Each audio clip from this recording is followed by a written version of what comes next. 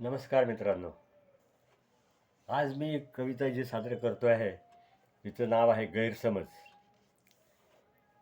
ऐका. चिंतोपंत एके दिवशी सहज बाहेर पडले. चिंतोपंत एके दिवशी सहज बाहेर पडले. एक पाटी रस्त्यात पाहून तिथेच थबकले.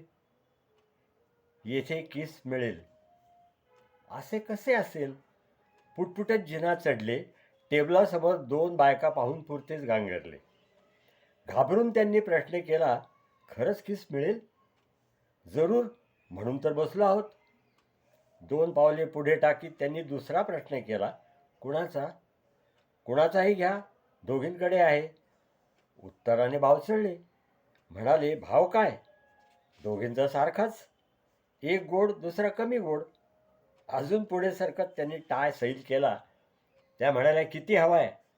समाधानाने उत्तरले, हवा तेवढा द्या. म्हणजे दोन्ही बुचकळ्यात. अहो, हा रताळ्याचा आणि हा बटाट्याचा. त्याने हातानेच किस देऊ केला. त्यांच्या घोटाळा लक्षात आला. नंतर येतो म्हणत त्यांनी काढता पाय घेतला. शेवटच्या पायरीवर पत्नी उभी. इथे काय करताय? जोरात दरडावली. चिंतोपंत खडबडून जागे झाले. घामाने डबडबले. झोपेतच ओरडत उठले. पत्नी म्हणाली, काय झालं? जागे व्हा. मी बाहेर जाते आहे. उद्या उपवास आहे. थोडा किस घेऊन येते. चिंतोपंत घाम टिपीत पुन्हा आपले घोरू लागले.